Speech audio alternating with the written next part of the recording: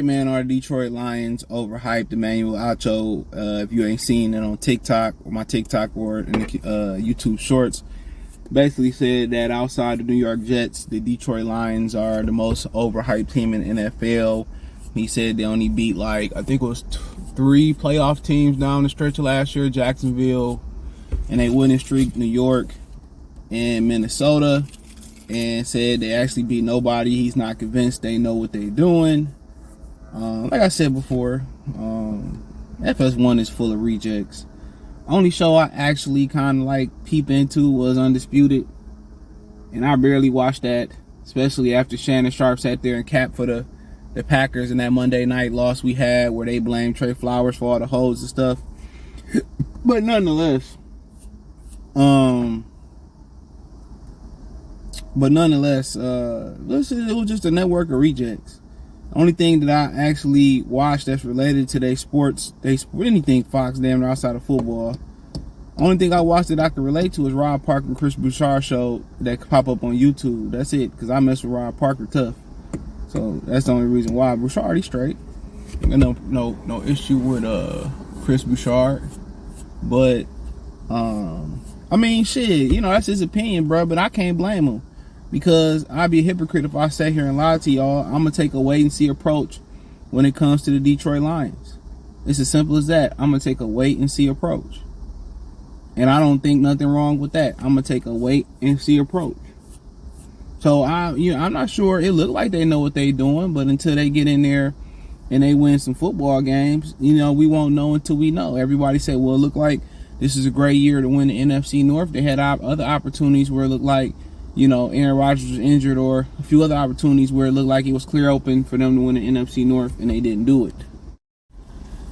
So my bad, I had to stop. But hey, for the benefit of the doubt, they don't get in my book. So it's something to what he's saying, because last year they had a hot winning streak to win it. I mean, shit, they stopped Green Bay from getting into the playoffs. That really was like a playoff victory. And the number one thing was they got healthy defensively and offensively through last year. When DeAndre Swift went down, then you had Shark go down, then you had Reynolds go down in that Minnesota game. That Minnesota game is exactly what I predicted it was. It was a pivotal moment in the season last year, and their season went down the shitter in that whole game. You got to remember, DeAndre Swift was injured. Josh Reynolds got injured in that game. DJ Shark got injured in that game. So a lot of what happened early was they came into last season injured, and that affected the progression. And then they took then Levon Zorky, he was important. Goff did his job. Zorky was the second most important player on the team. He couldn't get healthy. A lot of fans still talking about cutting him. And you came in with multiple injuries on that defensive side of the field. It was just too many injuries to overcome. So you start off with Zorky being injured. Then Monty Ararie had a back injury. Josh Pascal came in with a torn groin. Kaminsky ended up going down. Julian Okoro came into the season injured. Romeo was already injured. Tracy Walker went down. I mean, Jesus Christ. All this happened either in off-season training camp or in the first 4 games of the season. So as the season started progressing, Charles Harris went down too. As you start getting guys coming back, that's when they started to get hot. They started to get some defensive assistant. Some guys like Kirby Joseph start waking up. You got, James Houston who emerged. You got Kaminsky who came back. You got Josh Pascal who came back. So you started to get some help up front. And, health was a big key as far as their momentum. And I told y'all, it was going to be tough sledding last year, because when you limp into the regular season injured, the injury bug is very, very contagious. So if you're looking for a silver lining in what they did last year, it wasn't that they bought in. I was surprised after that Minnesota game that he didn't lose the locker room when all y'all was talking about firing Dan Campbell. And my number one question was, who you gonna get to replace him? Never got answered, right? But he kept it together. Can't say pulled it together. He kept it together. And just if I wanted to be on the optimistic side, and I was a slappy Lions fan that believed every blue drink was created equally, and it all was great Kool-Aid, and some of it wasn't that Leo Mouse dry Hawaiian blue punch. I would just say the silver lining was when they got healthy, they picked up steam and they got momentum and they looked good. You know, Aaron Glenn looked good when they got healthy. They got rid of that defensive back coach. You know, Ben Johnson was great all year. They just needed to get healthier on defense, and then they got a few injuries on offense. When Shark came back, he came back 100% better, which I still feel like they should have retained his services. Especially if they knew what they knew about DJ Shark. So, does Emmanuel Acho got a point? Yes, he said, I was drafted in Cleveland. I knew what it is to be graded on the curve.